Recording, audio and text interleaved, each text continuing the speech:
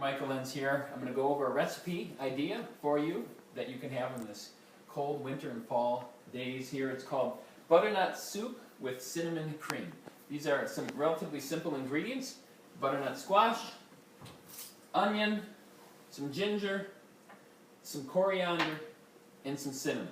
So next step, we're going to be cutting up the squash and the onion and grating the ginger. I put the butternut squash in the microwave for a couple minutes to make it easier to cut. Now I'm cutting off the top. I'm going to cut off the bottom.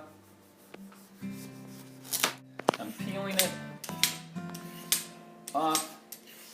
Make sure to get all the peels Take a off. couple minutes to do that. Finishing up the squash here. Next step, I'm going to cut the butternut squash in half. Some do it lengthwise, I like to do it side. It's nice to have a really sharp knife, and this is where having it already microwaved is very helpful. I'm just going to scoop out the seeds.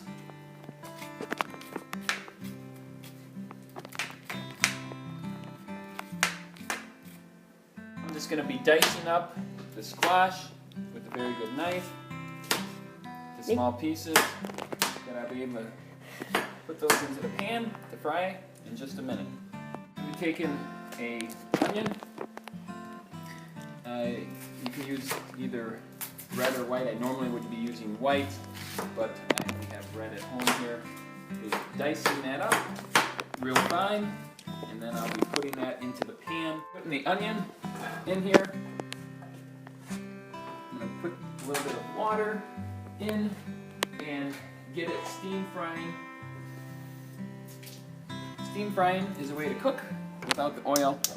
We're going to cook this for about 5 minutes until the onions are nice and golden brown. Just in Brooklyn, my daughter is helping me cook here, and we're steam frying the onions.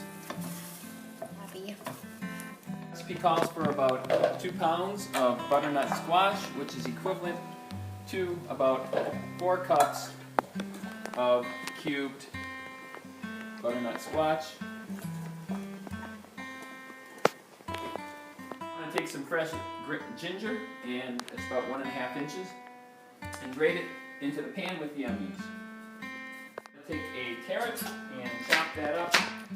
I already have some mini carrots. Either one obviously would work. And we'll put those in with the fresh onion. Put some coriander in with the carrots, onions, and ginger. Then I'm going to take 1/2 teaspoon of the cinnamon and also place that in there. My daughter Brooklyn again helping mix this with a little bit of water mixed in with the spices in the bottom. We have the beautiful colors, carrots and squash. We'll be cooking this until the vegetables are brown. This will take about 8 minutes. It smells like pumpkin. I'm going to add 2 cups of vegetable broth, and we're going to let that boil for about 35 minutes.